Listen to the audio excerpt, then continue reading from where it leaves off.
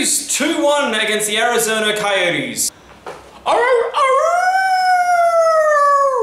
So the Coyotes, after beating the Kings the night before, come out in their home opener and they have a real jump in their step and they really pip us in those first 8 minutes. It was just defensive turnover after defensive turnover, and spoiler alert, there was another defensive turnover.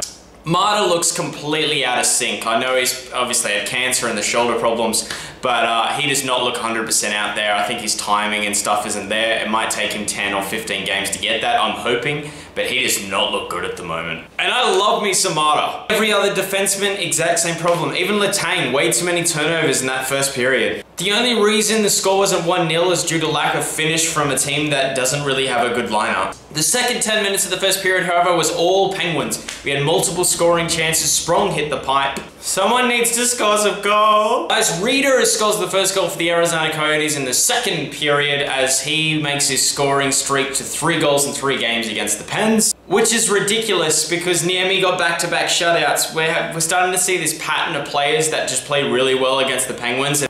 How good was it when Eri brought it up in the broadcast that Downey had taken over him in penalty minutes? I thought that was an excellent moment, and of course he has, because it's Steve Downey and he takes stupid penalties.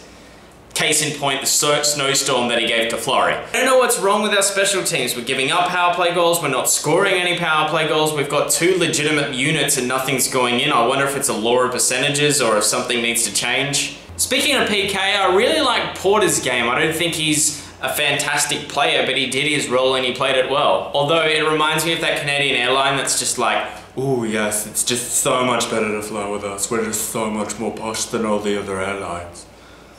Just a little bit fancy. I don't know if that's an American airline or just a Canadian airline, but their ads are weird. You're an airline, you're not fucking fancy. The one beacon of hope out of all this game is Kessel scored a goal.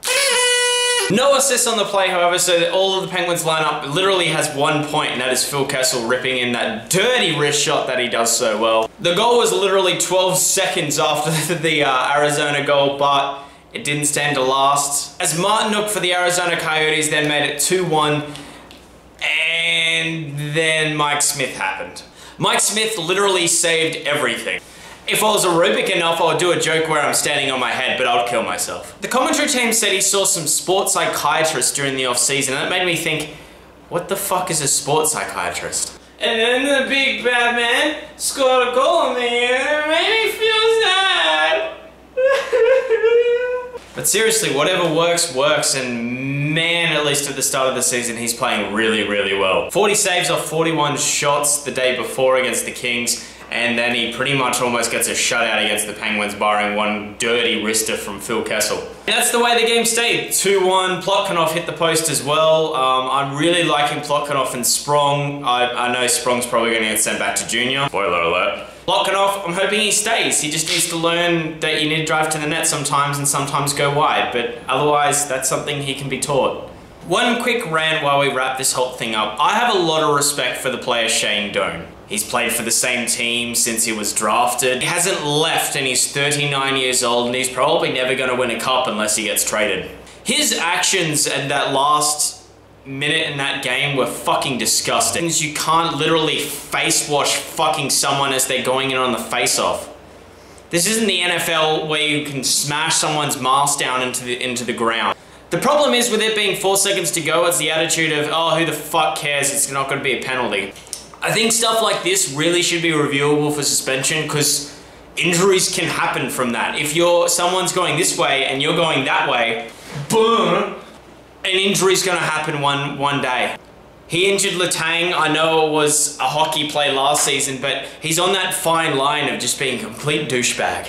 Also, what was with the whole like Hornquist-Smith thing? Are they not getting along? Is Smith not inviting Hornquist to Thanksgiving dinner? I've never seen a goalie just like Hadouken a stick out of someone's hand. Hadouken! Again, Crosby still no shots on goal. Malkin didn't seem to be a good scoring force out there, so I don't know what's going to happen, but hopefully some hometown cooking with 5! Count them 5 home games in a row. Except we're playing Carey Price.